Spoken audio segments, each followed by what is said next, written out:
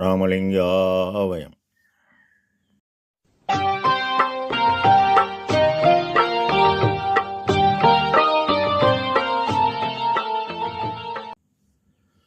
அருட்பெரும் ஜோதி அருட்பெரும் ஜோதி தனிப்பெரும் கருணை அருட்பெரும் ஜோதி எல்லா உயிர்களும் இன்புற்று வாழ்க, வள்ளல் மலரடி வாழ்க வாழ்க.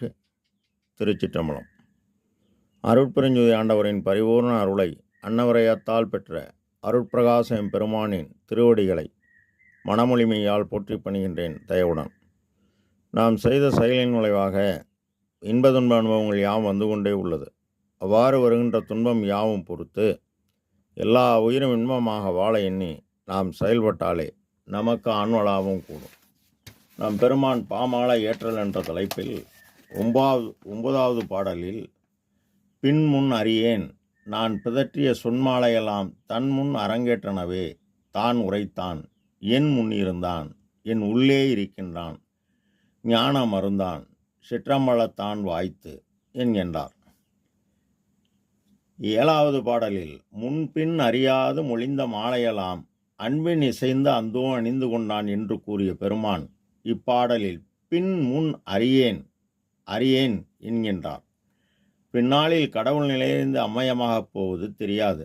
முன்னாளில் இறைவன் வாலிப பருவம் தோன்றுவதற்கு முன்னரே எல்லா உயிர்களுக்கும் இன்பம் தருவதற்கு அகத்தும் புறத்தும் விளங்குகின்ற அருட்பெருஞ்சோதி உண்மை கடவுள் ஒருவரே உள்ளார் எறுகின்ற என்று அறிகின்ற மெய்யறிவை விளக்கிவித்த அருளினீர் என சமரச சுத்த சன்மார்க்க ஞான விண்ணப்பத்தில் பதிவு செய்கின்றார்.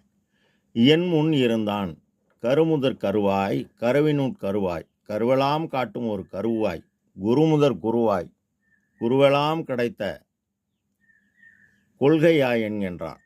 கூ என்பது அறியாமை நீங்க ரூ என்னும் உள்ளொளி ஓங்கினால் ஊக்கமும் உணர்ச்சியும் ஒளிதரு ஆக்கமும் அருள்வார் உண்மை கடவுள். உள்ளொளி ஓங்க ஓங்க உயிரொளி விளங்க விளங்க உயிரொளி விளக்கம் பெறுகிறது.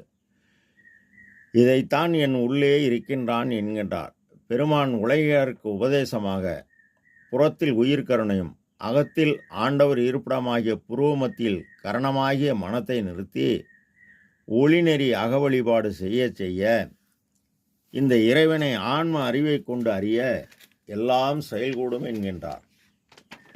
ஞான மருந்து என்கின்ற தலைப்பில் 5262 பாடலில் எல்லாம் செய்ய வல்ல மருந்து என்னுள் என்றும் விடாமல் இனிக்கும் மருந்து என்கின்றார். இந்த உள்ளொளியாகிய மருந்து ஜீவதெய்வால் ஓங்கணும். வேறு வழியால் எல்லாம் மேலேற முடியாது. ஜீவகாருண்யமும் புறநடு ஒளிநெறி அகவழிபாடும் பூரணமானால் ஆரந்தத்து ஓங்கு மருந்து அதற்கு அப்பாலுக்கும் அப்பாலும் ஆன மருந்து என்கின்றார். அதாவது காலாந்தம், யோகாந்தம், போதாந்தம், நாதாந்தம், சித்தாந்தம், வேதாந்தம் இந்த 6 அந்தங்களையும் கடந்து பெருவெளி பெரும் சுகவெளி வரை செல்லக்கூடிய மருந்து. இதைத்தான் ஊரந்தம் இல்லா மருந்து எனக்கு உள்ளே கலந்த மருந்து.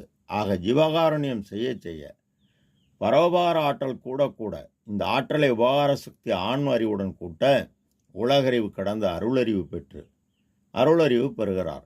இதனை தன் இறை அக அனுபவமாக அருளறிவு ஒன்றே அறிவு மற்றெல்லாம் அருளறிவு என வகுத்தமை சிவமே என இயற்கை உண்மை கடவுள் வகுத்துள்ளார். இப்போ அருளறிவு என்பது அறிவினில் ஓர் அறிவு.